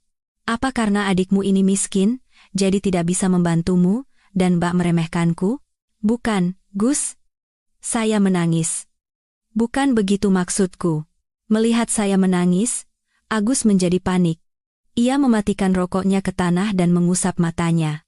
Ah, maaf. Aku tidak bermaksud membuat Mbak menangis. Aku hanya terlalu khawatir. Ia terdiam sejenak, lalu berkata lagi dengan suara tulus, Mbak, kalau hidup di Jakarta terlalu berat, pulang saja ke sini. Saya terkejut, mengangkat kepala menatap adik saya. Pulang. Kita tinggal sama-sama lagi. Kami memang bukan orang kaya, tapi untuk menanggung hidup Mbak satu orang lagi, kami mampu. Istriku juga baik. Dia suka sama Mbak. Di sini, kita rawat Bapak sama Ibu, kita hidup rukun seperti dulu, jangan menderita sendirian lagi, Mbak. Kata-kata Agus seperti aliran air hangat yang perlahan mencairkan hati saya yang beku. Saya tahu adik saya tulus menyayangi saya. Ia siap membuka tangannya kapan saja untuk saya. Kebaikan hatinya membuat saya sangat terharu. Tetapi justru karena itulah, saya merasa semakin menyedihkan. Saya tidak bisa lagi menjadi beban bagi adik dan keluarga saya. Saya menyeka air mata dan berusaha tersenyum padanya. Terima kasih, Gus. Mbak tahu kamu sayang sama Mbak, tapi Mbak tidak bisa pulang. Kenapa? Takut jadi omongan orang? Bukan. Saya menggeleng. Di sana aku juga punya keluarga. Ada suami, ada anak-anak. Mas Budi baik sekali padaku. Anak-anakku juga baik. Aku tidak bisa meninggalkan mereka hanya karena aku sedikit kesulitan, itu bukan hal yang benar. Saya tidak bisa menjelaskan lebih jauh. Saya tidak bisa mengatakan bahwa masalahnya bukan pada suami saya, melainkan pada ibu mertua saya. Itu hanya akan membuat segalanya semakin rumit. Kejadian kali ini anggap saja seperti kecelakaan, jangan terlalu khawatir.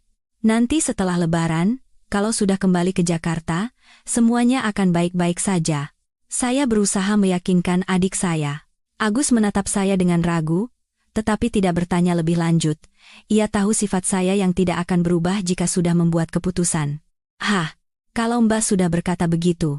Ia menghela napas. Tapi ingat satu hal. Apapun yang terjadi, di sini selalu rumah Mbak. Aku, Bapak, dan Ibu akan selalu menunggumu. Mengerti? Terima kasih. Adikku. Saya tersenyum pada adik saya. Senyum tulus pertama saya dalam beberapa hari. Hati saya masih berat, tetapi saya bisa merasakan sedikit kehangatan. Meskipun saya gagal dan memalukan, saya selalu punya tempat untuk kembali, selalu ada orang-orang terkasih yang akan berada di sisi saya. Hanya dengan itu, saya merasa bisa mengatasi segalanya. Pagi hari Lebaran, suasana di rumah semakin muram. Seharusnya ini adalah hari paling bahagia, di mana seluruh keluarga berkumpul menyiapkan hidangan Lebaran. Tetapi tahun ini, tidak ada suara tawa. Ayah duduk diam di teras, memandang jauh. Agus dan istrinya bekerja dalam diam. Hanya suara kokok ayam di halaman dan suara pisau ibu yang beradu dengan talenan di dapur yang memecah kesunyian. Saya bangun pagi-pagi, ingin membantu melakukan sesuatu untuk menenangkan hati, tetapi ibu bersikeras menyuruh saya beristirahat. Kamu pasti lelah habis perjalanan jauh. Istirahat saja. Di sini biar ibu dan istri Agus yang urus. Saya tahu ibu menyayangi saya, tetapi perhatian itu justru membuat saya semakin kesepian. Saya hanya mondar-mandir di rumah, tidak tahu harus berbuat apa. Tiba-tiba, mata saya tertuju pada kardus roti di sudut ruang tamu. Sudah beberapa hari, tetapi kardus itu masih di sana, sedikit berdebu. Melihatnya, hati saya kembali perih. Itulah sumber dari semua masalah ini. Tak lama kemudian, ibu keluar dari dapur membawa sebuah piring. Beliau melihat sekeliling, lalu mendesah saat melihat kardus roti itu. Roti itu, kalau dibiarkan begitu bisa jamuran. Nanti ambil beberapa buat anak-anak, sisanya kita bagi-bagikan saja ke tetangga. Sayang kalau dibuang. Mendengar itu, saya buru-buru mencegah. Bu, biarkan saja. Roti tidak enak begitu. Buat apa dibagikan? Nanti malah jadi bahan tertawaan. Kita juga harus menghargai pemberian orang. Ibu menggeleng. Nanti kita bilang ini oleh-oleh dari anak yang jauh. Mereka pasti akan menghargai niatnya. Lagi pula, membuang makanan itu dosa. Setelah berkata begitu, ibu mendekati kardus roti. Tanpa sempat saya cegah lagi, beliau mencoba mengangkat kardus itu, tetapi tiba-tiba berhenti. Beliau mengerutkan kening, lalu mencoba mengangkatnya lagi. Loh, aneh, kata ibu pada dirinya sendiri. Kenapa, Bu? Tanya saya penasaran. Tidak, kardus ini kelihatannya ringan, tapi kenapa pas diangkat berat sekali, ya? Ibu menatap saya dengan bingung. Saya juga merasa aneh. Waktu di terminal, Agus bilang kardus ini ringan, kenapa sekarang jadi berat? Mungkin karena ibu sudah tua, tenaganya berkurang, kata saya mencoba membantu. Ibu seolah tidak butuh bantuan, beliau langsung membuka tutup kardus itu. Beliau mengulurkan tangan untuk mengambil roti yang paling atas. Tetapi, begitu tangannya menyentuh roti itu, beliau kembali terkejut. Santi. Sini. Coba lihat ini, panggil ibu dengan suara yang berbeda. Saya mendekat dan mengintip ke dalam kardus. Masih sama? Tumpukan roti kecoklatan. Tidak ada yang aneh. Kenapa? Bu, coba kamu angkat satu. Dengan penasaran, saya mengambil roti yang paling atas. Dan seketika, saya juga merasakan keanehan. Ukuran rotinya biasa, tetapi beratnya luar biasa. Rasanya bukan seperti memegang roti yang empuk, melainkan seperti memegang batu bata. Nah, kan? Benar kataku. Kata ibu. Roti apa ini kok berat seperti batu? Apa adonannya gagal? Jadi bantat? Nanti bisa sakit perut kalau dimakan. Ibu membolak-balik roti itu dengan cemas. Beliau mencoba membelah roti itu dengan kedua tangannya. Tetapi anehnya, roti itu sangat keras, butuh tenaga ekstra untuk membelahnya. Ya ampun, ini pasti sudah tidak layak makan. Lihat ini, isinya. Ibu berhasil membelah roti itu. Begitu melihat ke dalam, beliau tiba-tiba berhenti bicara. Matanya membelalak, tangannya gemetar. Piring yang dipegangnya jatuh ke lantai dengan suara perang, dan pecah berkeping-keping. Ibu. Kenapa? Bu. Saya kaget dan menopang tubuh ibu. Ibu tidak menjawab, malah mengangkat roti itu ke depan mata saya, jarinya yang gemetar menunjuk ke dalam roti. Saya mengikuti arah telunjuk ibu, melihat ke dalam roti, dan saat itu juga, seluruh tubuh saya ikut membeku. Di dalam roti yang berwarna kuning itu, bukan remah-remah roti, melainkan sesuatu berwarna kebiruan dan kemerahan yang dibungkus plastik tipis. Saya mengucek mata beberapa kali. Saya tidak percaya dengan apa yang saya lihat. Di dalam roti yang telah dilubangi dengan rapi, tumpukan uang yang dibungkus dengan plastik wrap tersusun dengan padat. Uang pecahan 100.000 dan 50.000 rupiah terlihat jelas. Ya Tuhan! Ini apa? Gumam. Ibu dengan suara bergetar. Ibu terduduk di lantai, masih memegang potongan roti dengan mata terbelalak menatap saya. Saya juga benar-benar terkejut. Pikiran saya kosong. Apa yang sebenarnya terjadi? Kenapa ada uang di dalam roti? Dari mana uang ini? Ribuan pertanyaan berputar di kepala saya. Mendengar suara piring pecah, ayah dan keluarga Agus berlari masuk dari halaman. Ada apa? Tanya adik ipar saya. Kaget melihat ibu terduduk di lantai. Ayah juga mendekat dengan cemas sambil berpegangan pada tongkatnya. Bu, kenapa? Sakit? Ibu tidak menjawab pertanyaan mereka, hanya mengangkat roti itu dan berkata dengan suara masih gemetar. Uang. Di dalam roti ada uang. Ayah dan keluarga Agus terperangah. Mereka mengerumuni roti di tangan ibu dan melihat isinya. Ya ampun, Benar, Bu. Ini uang. Agus tidak percaya. Ia mengambil potongan roti yang lain dan memeriksanya. Benar. Banyak sekali. Tanpa dikomando, semua mata tertuju pada saya. Mereka menatap saya dengan campuran rasa kaget dan bingung, menuntut penjelasan. Tetapi saya juga sama bingungnya. Saya tidak tahu apa-apa tentang ini. Santi, apa-apaan ini? Tanya ayah dengan suara tegas. Dari mana uang ini? Santi tidak tahu. Pak. Saya menggelengkan kepala dengan panik dan menangis. Santi benar-benar tidak tahu apa-apa. Mbak tidak tahu? Agus juga terkejut. Kardus ini kan Mbak yang bawa. Benar. Kardus roti ini saya yang bawa. Hadiah murahan yang membuat saya menangis karena merasa terhina. Hadiah yang dipaksakan oleh ibu mertua saya? Mungkinkah? Mungkinkah ini dari ibu mertua? Begitu pikiran itu terlintas, saya menggelengkan kepala. Tidak mungkin, ibu mertua yang sangat hemat tidak mungkin memberikan uang sebanyak ini pada saya, apalagi dengan cara yang aneh seperti ini. Cepat periksa roti yang lain, kata ibu, sepertinya sudah sadar dari keterkejutannya. Mendengar itu, Agus segera menumpahkan semua roti dari kardus ke lantai, seluruh keluarga bergegas mengambil satu roti. Semua roti terasa berat secara tidak wajar. Agus buru-buru membelah roti kedua, dan lagi-lagi, di dalamnya ada tumpukan uang yang dibungkus rapi. Roti ketiga, keempat, semuanya sama. Dalam sekejap, lantai dipenuhi oleh remah-remah roti dan tumpukan uang.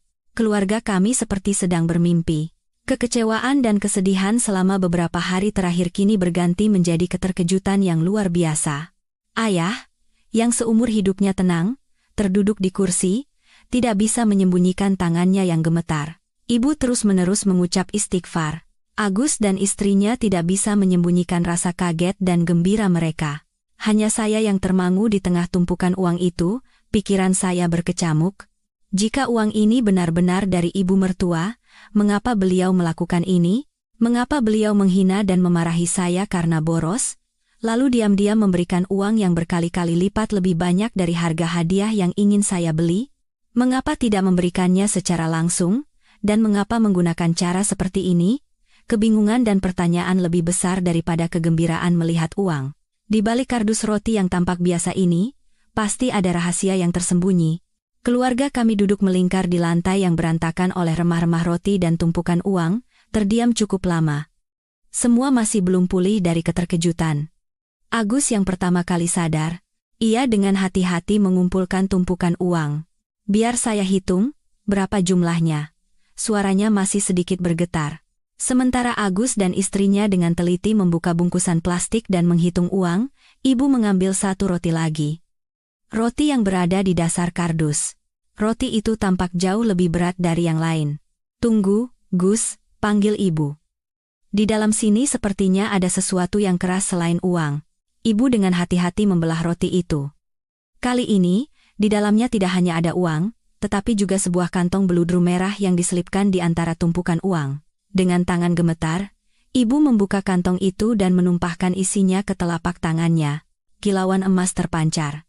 Sepasang anting-anting emas dengan desain yang sangat indah dan sebuah gelang emas.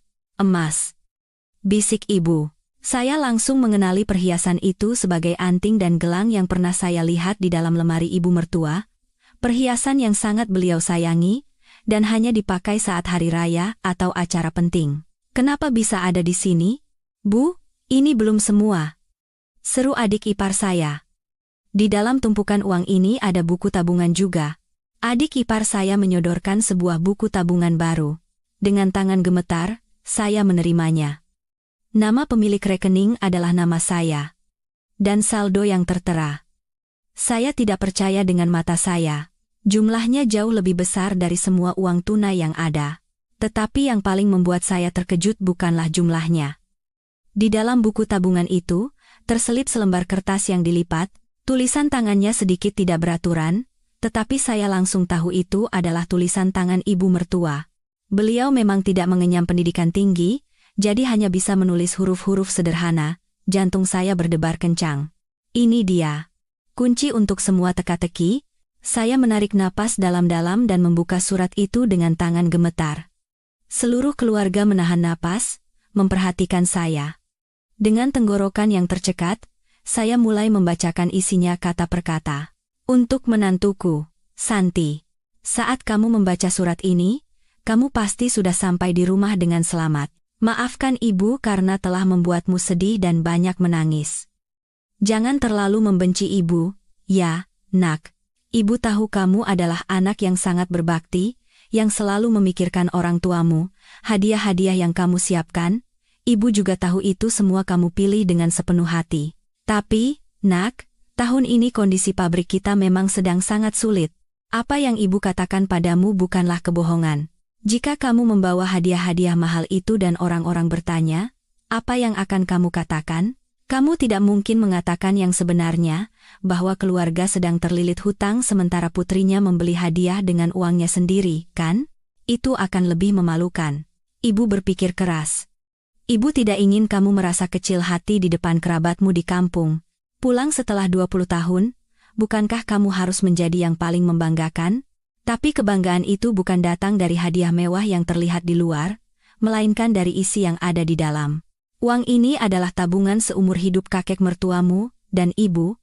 Ditambah dengan uang jajan yang kalian berikan pada kami selama ini, semuanya ibu berikan padamu.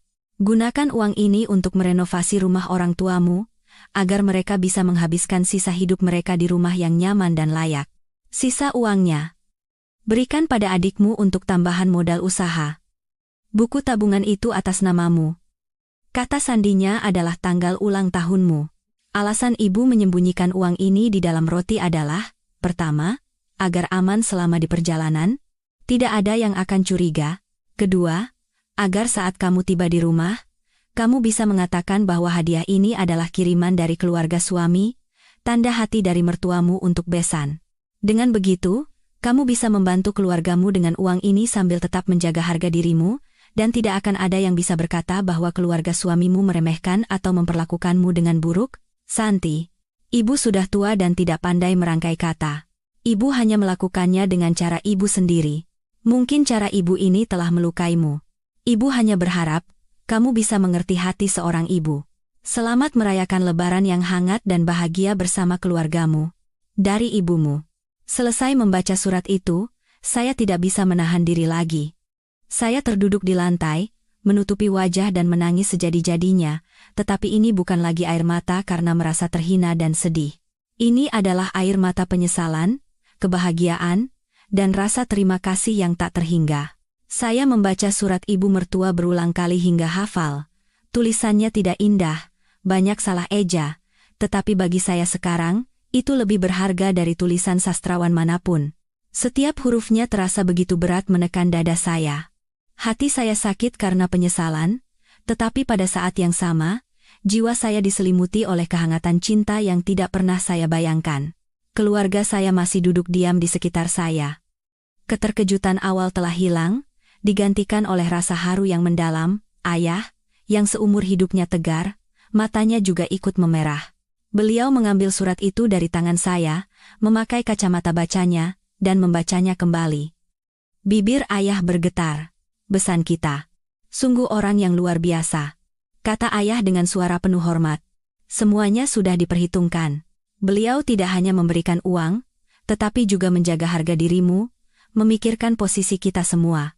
Beliau telah memberikan pelajaran besar tentang arti kehidupan. Ibu di samping saya terus meneteskan air mata di pipinya yang keriput. Bukan lagi tangisan sedih, melainkan tangisan syukur. Santi, Duk, ibu yang salah. Selama beberapa hari ini ibu menyalahkanmu, mengira kamu menderita. Ibu tidak pernah menyangka ibu mertuamu begitu menyayangimu. Kebaikan hatinya ini, seumur hidup pun kita tidak akan bisa membalasnya. Agus dan istrinya, melihat tumpukan uang dan emas di lantai, tidak lagi menunjukkan ekspresi kegembiraan karena mendapat rezeki, melainkan tatapan kagum dan hormat. Aku tidak percaya, kata Agus sambil menggeleng. Aku kira Ibu Hartini itu orang yang galak, ternyata hatinya begitu dalam dan begitu menyayangi Mbak. Cara seperti ini, tidak akan ada yang kepikiran. Mendengar kata-kata keluarga saya, berbagai perasaan berkecamuk di dalam hati, saya mengingat kembali semua kejadian dari awal. Wajah tegas ibu mertua saat melarang saya membeli hadiah. Dulu, saya pikir beliau pelit. Sekarang saya sadar, karena beliau sudah menyiapkan uang yang lebih besar, beliau tidak ingin saya menghamburkan uang saya. Saya teringat kata-kata beliau, uang harus digunakan untuk hal yang berharga, dan kebaikan yang tidak pada tempatnya bisa menjadi bencana. Beliau tidak hanya berbicara, tetapi membuktikannya dengan tindakan. Saat beliau memberikan kardus roti dan daster bekas, saya pikir itu adalah penghinaan. Sekarang saya sadar, itu adalah bagian dari rencana besarnya. Kardus roti adalah penyamaran paling sempurna untuk menyembunyikan harta sebanyak ini. Beberapa potong daster bekas membuat cerita putri yang hanya membawa pakaian bekas menjadi lebih meyakinkan, sehingga tidak ada seorang pun, bahkan pencuri paling licik sekalipun, yang akan curiga bahwa di dalam kardus usang itu ada kekayaan yang luar biasa. Semua tindakannya, semua kata-katanya yang terdengar kejam, sebenarnya adalah bagian dari sebuah rencana besar yang telah beliau susun. Semuanya hanya untuk satu tujuan, melindungi saya dan menjaga harga diri saya. Betapa telitinya perhitungan ibu. Sendirian, beliau dengan sabar melubangi roti, memasukkan uang dengan hati-hati, dan menempelkannya kembali dengan rapi tanpa ada yang curiga. Membayangkan sosok wanita tua dengan punggung yang sedikit bungkuk duduk meringkuk di dapur melakukan pekerjaan rumit itu, hati saya terasa perih. Ibu menanggung kesalahpahaman saya, bahkan perlawanan saya yang tidak sopan, tanpa penjelasan apapun, demi menjalankan rencananya dalam diam. Pengorbanan tanpa kata itu, cinta yang tak terhingga itu, bagaimana bisa saya membalasnya? Saya benar-benar anak yang tidak berbakti. Saya menyalahkan diri sendiri dengan suara penuh penyesalan. Saya telah salah paham pada ibu, saya telah mengucapkan kata-kata yang menyakiti hatinya. Sudah. Jangan menyalahkan diri sendiri. Ayah menenangkan saya. Itu sudah berlalu. Yang penting sekarang kamu sudah mengerti hati ibu mertuamu. Itulah yang paling berharga. Benar. Yang paling berharga bukanlah uang dan emas ini, melainkan cinta tulus yang saya terima, kardus roti yang saya kira penuh dengan penghinaan, ternyata berisi cinta yang lebih besar dari keluarga sedarah. Itu bukan sekadar hadiah materi. Itu adalah martabat, kehormatan, dan perlindungan yang diberikan seorang ibu mertua kepada menantunya yang tinggal jauh. Saya duduk di tengah keluarga, di tengah uang dan emas kiriman ibu mertua, hanya membayangkan sosoknya. Semua kenangan selama 20 tahun hidup sebagai menantu kembali dengan jelas. Saat pertama kali menikah, saya tidak terbiasa dengan kehidupan Jakarta. Semuanya terasa canggung. Ibu mertualah yang dengan sabar mengajari saya segalanya, dari cara memilih sayuran yang bagus di pasar, hingga cara menyajikan hidangan lebaran yang pantas, dan cara berbicara serta bersikap yang sopan. Kata-katanya selalu tegas, tidak pernah ada pujian. Dulu, saya merasa takut dan tertekan. Sekarang jika dipikir-pikir, tanpa ketegasan itu, bagaimana bisa saya menjadi seperti sekarang, yang mampu mengurus rumah dan pabrik dengan baik? Saat saya sakit dan terbaring di tempat tidur, sementara suami sedang dinas luar kota, ibu mertualah yang menjaga saya semalaman. Di tengah malam saat demam saya tinggi, beliau mengganti kompres di dahi saya dan membuatkan sup ayam hangat. Tetap tanpa kata-kata manis, hanya melakukan apa yang harus dilakukan dalam diam. Setelah saya sembuh, beliau hanya berkata dengan ketus, "Kalau sakit ya bilang, jangan diam saja. Kalau diam saja siapa yang tahu?" Dulu, saya merasa sedih dan mengira ibu mertua membenci saya. Sekarang saya sadar, perhatiannya bukan dalam kata-kata manis, melainkan dalam tindakan tanpa suara. Setiap kali menjelang Lebaran, setelah menelepon ibu saya selalu sedih. Ibu mertua selalu lewat di samping saya seolah tidak peduli, tetapi malam itu, di meja makan selalu ada satu jenis masakan khas Jawa kesukaan saya. Makanlah biar bertenaga. Biar tidak terlalu rindu rumah. Mengapa dulu saya tidak menyadari perhatian dan pengertian yang begitu halus dalam satu kalimat sederhana itu? Saya begitu bodoh dan ceroboh. Saya hanya menilai dari penampilan luarnya yang dingin dan pendiam. Tidak pernah mencoba merasakan dengan hati saya apa yang telah beliau lakukan untuk saya.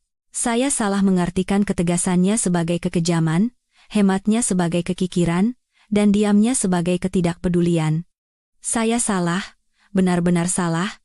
Semakin saya memikirkannya, semakin deras air mata saya mengalir, tetapi kali ini, bukan hanya penyesalan, ada juga sedikit kebahagiaan.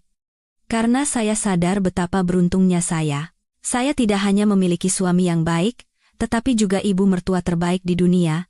Beliau mencintai, melindungi, dan mengkhawatirkan saya bukan sebagai menantu, tetapi sebagai putrinya sendiri. Ayah dan adik saya duduk diam di samping saya. Mereka tidak mengganggu alur pikiran saya, seolah mereka tahu saya butuh waktu untuk menghadapi dan merasakannya sendiri.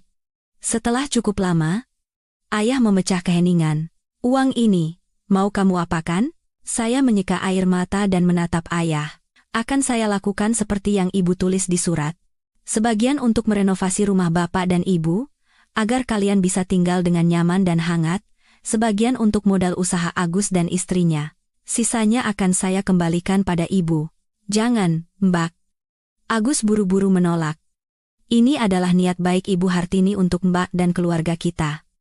Kita harus menerimanya. Kalau Mbak kembalikan, nanti beliau akan mengira kita menolak kebaikannya." Agus benar. Ibu juga mengangguk, besan kita sudah memikirkan kita sampai sejauh ini. Kita harus menerimanya dengan rasa terima kasih agar hatinya tenang. Dan buku tabungan itu, kamu simpan baik-baik, gunakan saat kamu membutuhkannya nanti. Saya memandangi keluarga saya. Hati saya dipenuhi kehangatan. "Baiklah. Kalau begitu, saya akan turuti kata Bapak, Ibu, dan adik." Saya melihat jam. Di Jakarta sekarang mungkin sedang waktu makan siang, mungkin seluruh keluarga sedang berkumpul menikmati hidangan lebaran. Saya merasakan dorongan yang tak tertahankan. Saya harus menelepon ibu mertua. Saya harus mengatakan bahwa saya sudah mengerti segalanya. Dan saya minta maaf. "Bapak, Ibu, saya mau menelepon ke Jakarta sebentar." Suara saya masih bergetar. "Iya. Teleponlah." Ayah mengangguk. "Sampaikan juga terima kasih kami yang tak terhingga pada besan." Dengan tangan gemetar, saya mengambil ponsel dan menekan nomor yang sudah saya hafal. Setiap kali nada sambung berbunyi, jantung saya berdebar semakin kencang. Saya tidak tahu harus mulai dari mana. Bagaimana cara mengungkapkan semua perasaan ini? Dari seberang telepon, terdengar suara yang akrab. Bukan ibu mertua, melainkan suami saya. "Halo, Mas." Panggil saya dengan suara tercekat. "Santi? Kamu sudah sampai di rumah? Baik-baik saja, kan? Kenapa beberapa hari ini tidak ada kabar?" Suara suami saya penuh kekhawatiran. Mendengar suara suami saya, semua emosi yang tertahan kembali meledak. Alih-alih menjawab pertanyaannya, saya hanya menanyakan satu hal. "Ibu ada di sampingmu?" "Iya, ada di dapur." "Kenapa? Suaramu kok begitu?" Aku bisa bicara sebentar dengan ibu?" "Oh, iya. Sebentar." "Iya." Saya mendengar suara langkah kaki dan suara suami saya. "Bu, ini Santi mau bicara." Jantung saya serasa mau copot. Seluruh keluarga saya menahan napas, menunggu bersama saya. Tak lama kemudian, suara ibu mertua yang rendah dan hangat terdengar melalui telepon. "Halo, Santi?" "Ya?" Mendengar suara yang saya rindukan itu, saya tidak bisa menahan diri lagi dan menangis seperti anak kecil. Ibu. Saya hanya bisa menangis, tidak bisa mengucapkan sepatah kata pun. Di seberang sana, ibu mertua terdiam sejenak, lalu menghela napas panjang. Desahan yang sangat pelan, tetapi seolah mengerti segalanya. "Sudah tahu, ya?" tanya ibu dengan suara yang masih tenang dan hangat. Pertanyaan itu seperti air sejuk yang menenangkan hati saya yang kalut. Ibu tidak kaget, tidak memarahi, seolah beliau sudah tahu segalanya. "Iya. Sekarang Santi sudah tahu, Bu. Isak saya." "Maafkan Santi, Bu. Santi sudah salah paham sama ibu. Santi sudah mengucapkan kata-kata yang tidak pantas. Maafkan Santi." "Sudah, jangan menangis lagi." Suara ibu mertua lembut. "Bukan salahmu. Salah ibu yang tidak menjelaskan dengan benar." "Bukan, Bu. Ini salah saya. Saya tidak bisa memahami hati ibu yang begitu dalam." Sudah. Bukan salah siapa-siapa," kata ibu dengan suara seolah tersenyum. Kalau sudah tahu, ya sudah. Menangis sekarang juga tidak akan menyelesaikan apa-apa. Yang penting, sekarang kamu dan keluargamu bisa merayakan Lebaran dengan gembira, itu saja sudah membuat ibu senang. Kelapangan hatinya membuat saya semakin merasa bersalah dan terharu. Ibu, kenapa ibu begitu baik pada saya? Kamu menantuku, istri dari anakku, dan ibu dari cucu-cucuku. Kalau ibu tidak baik padamu, pada siapa lagi ibu harus baik? Kata ibu dengan suara penuh cinta. Sudah, jangan menangis, hari ini kan Lebaran. Semangatlah, siapkan hidangan Lebaran bersama orang tuamu. Sampaikan juga salam sungkemku untuk leluhur di sana. Iya, Bu. Baik, saya menyeka air mata. Ibu, bapak dan ibu saya juga ingin bicara dengan ibu. Oh, ya, boleh. Dengan tangan gemetar, saya menyerahkan ponsel kepada ibu saya. Ibu menerima telepon dengan ekspresi haru. Halo, Ibu Besan. Saya ibunya Santi. Ibu dari Yogyakarta dan ibu dari Jakarta. Dua orang yang terpisah ribuan kilometer, untuk pertama kalinya berbicara melalui telepon. Tidak banyak kata yang mereka ucapkan, tetapi dalam sapaan menanyakan kabar dan ucapan terima kasih yang tulus, saya bisa merasakan ikatan batin dan rasa hormat yang mendalam telah terjalin di antara mereka. Setelah ibu, ayah dan Agus juga bergantian menyampaikan rasa terima kasih kepada ibu mertua. Percakapan itu berlangsung hampir setengah jam. Sebelum menutup telepon, saat saya kembali memegang ponsel, ibu mertua berpesan, Santi, uang itu kamu kelola dengan baik, ya? Ibu percaya padamu. Nanti setelah Lebaran, jangan buru-buru pulang. Tinggallah lebih lama di sana bersama orang tuamu. Lepaskan semua rindu yang tertahan, jaga kesehatan. Ya. Sudah dulu. Ibu juga mau menyiapkan makanan. Iya? Bu. Minal aidin wal faizin, mohon maaf lahir dan batin, salam untuk semua keluarga. Setelah menutup telepon, hati saya terasa ringan seolah telah melepaskan beban bertonton. Semua kesalahpahaman telah sirna. Kini, di dalam hati saya hanya tersisa cinta dan rasa syukur yang tak terhingga. Saya memandangi keluarga saya, semuanya tersenyum. Kesedihan kelam selama beberapa hari terakhir telah hilang sama sekali, digantikan oleh udara yang hangat dan bahagia dari sebuah reuni yang sesungguhnya. Sore itu juga, cerita tentang kardus roti ibu mertua menyebar ke seluruh desa melalui mulut anak-anak. Tetapi kali ini, bukan lagi gunjingan tentang kemiskinan, melainkan kekaguman dan pujian atas kebijaksanaan dan kebaikan hati sang mertua. Bulik Tarni adalah yang pertama datang ke rumah kami. Beliau memegang tangan saya dan berkata dengan suara menyesal, Santi, bulik ini kok ia tidak bisa melihat orang. Kemarin itu pikiranku jelek terus.